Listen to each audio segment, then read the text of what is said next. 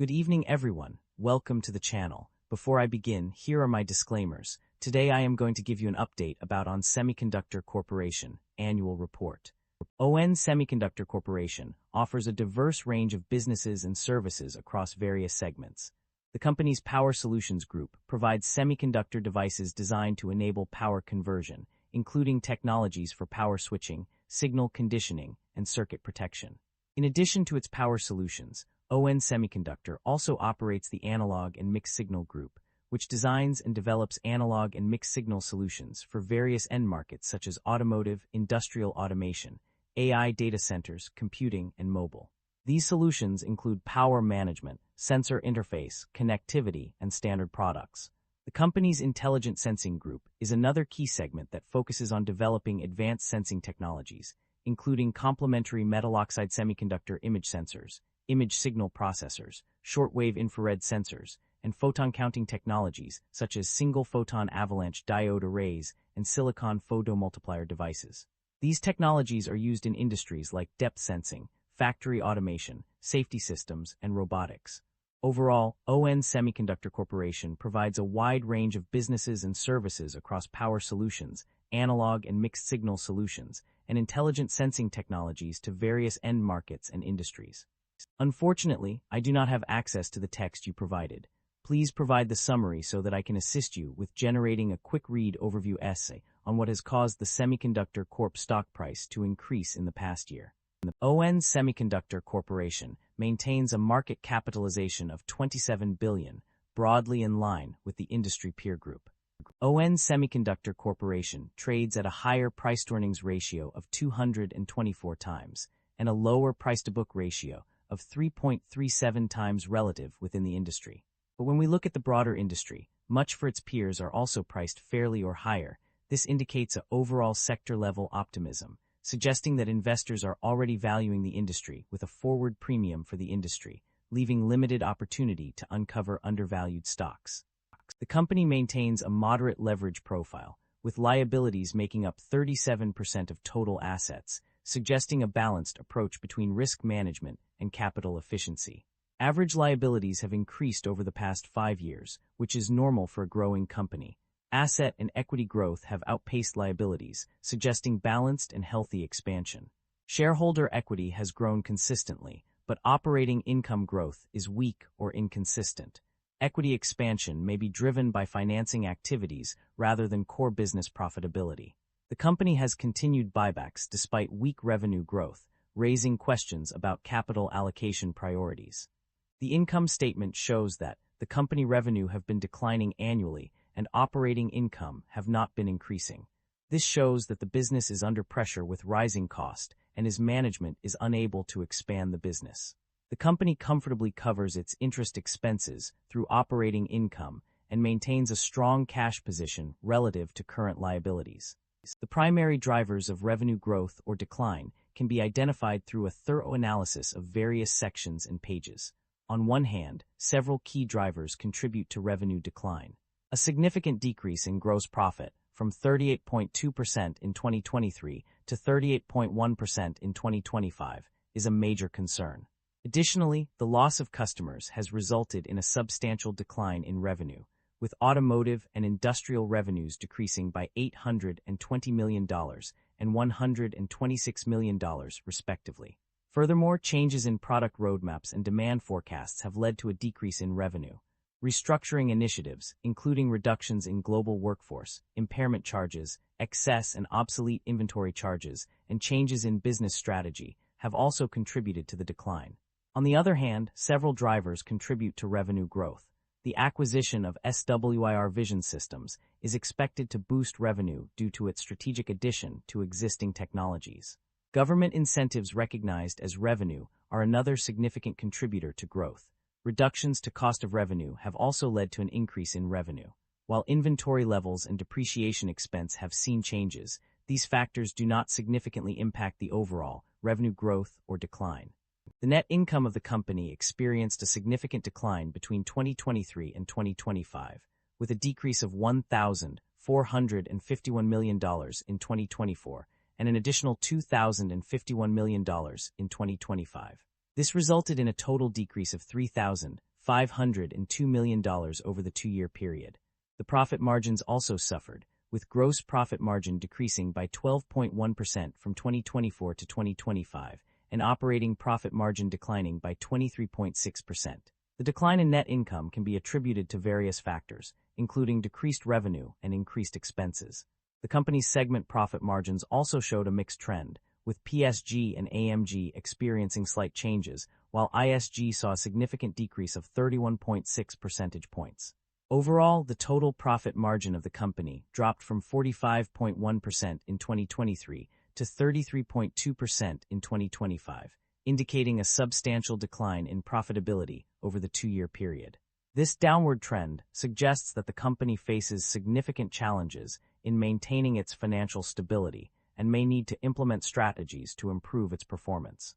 The company's financial performance is a testament to its ability to generate positive operating cash flow. According to the data, the company generated $1,759.8 million in cash from operating activities for the year ended December 31, 2025. This figure not only indicates a significant increase in revenue, but also highlights the company's efficiency in managing its operations. Furthermore, the operating cash flow for 2025 was reported to be $2,147.6 million, which is a substantial amount that underscores the company's financial health. The net cash provided by operating activities for the same period was also impressive at $1,759.8 million. Additionally, the operating cash flow figure of $3,004.9 million is a clear indication of the company's ability to generate positive cash flow. Overall, these figures demonstrate that the company is indeed generating positive operating cash flow, which is a crucial indicator of its financial stability and sustainability. The company's debt level has undergone significant fluctuations over the years. Initially, the debt level decreased by $375 million and had approximately $1.5 billion available for future borrowings, page 7. However, this trend was short-lived as the debt level increased due to the issuance of 3.875% notes, page 27. The company's long-term debt also saw a decrease from $3,345.9 million in 2024 to $2,980.5 million in 2025, page 61. The interest expenses have also experienced significant changes. Initially, there was an increase of $8.6 million, 14%, from $62.3 million to $70.9 million, page 38. However, this trend was reversed with a decrease of $12.5 million in interest expense, page 42. The company's long-term debt and total liabilities decreased, which may have changed the interest expenses, page 61. In summary, while there are conflicting information on the changes in debt level and interest expenses, it is clear that both have undergone significant fluctuations over the years. The company's recent financial performance has been marred by underwhelming results in several key segments and regions. Specifically, PSG, AMG, and ISG have all seen significant declines in revenue. PSG experienced a 16.2% decrease, while AMG suffered a 13.3% drop. ISG was hit the hardest, with a staggering 17.5% decline in revenue. These poor performances raise concerns about the company's overall financial health and may indicate areas that require attention and improvement. And management's outlook on company strategy. The company's management emphasizes the importance of innovation to drive growth and competitiveness. They aim to create intelligent power and sensing technologies that differentiate in power density and efficiency. This focus on innovation is complemented by a commitment to sustainability, with the goal of achieving net zero emissions by 2040. In addition to innovation and sustainability, management also highlights the need for investment in research and development to stay competitive. They acknowledge the importance of cybersecurity risk management and strategy, which will continue to evolve as threats emerge. To support these efforts, the company is investing in new manufacturing capabilities through its 2025 Manufacturing Realignment Program. Management's priorities are clear. They aim to drive growth through innovation, while also prioritizing sustainability and employee retention. By focusing on these key areas, the company seeks to maintain its competitiveness and achieve long-term success. The company's financial activities have been notable in recent years. One significant aspect is its dividend payment policy. The company has indeed paid dividends to non-controlling shareholders, as stated on page 93 of the report. In addition to paying dividends, the company has also implemented a share repurchase program. Under this initiative, the company has bought back shares from the market. This is evident from page 34 and page 93 of the report, which provide details on the new share repurchase program and the total amount spent on share repurchases respectively. The company's decision to both pay dividends and buy back shares suggests a commitment to returning value to its shareholders while also maintaining control over its capital structure. There are significant concerns about inventory buildup and supply chain disruption in the company's operations. The management has written down excess and obsolete inventories worth $268.2 million, indicating a substantial accumulation of unsold products. This is further exacerbated by elevated inventory charges due to revised demand forecasts and changes in product roadmaps. The company's inventory balance stands at $1,989.6 million, which suggests that the organization may be struggling to manage its stock levels effectively. The presence of supply chain constraints, page 46, also raises concerns about the company's ability to meet customer demands in a timely manner. Moreover, the management has set aside provisions for potential excess and obsolete inventories, as well as reserves for cash discounts as a reduction to accounts receivable and revenue. The issue is not limited to inventory buildup alone. Supply chain disruption is also a pressing concern, page 17.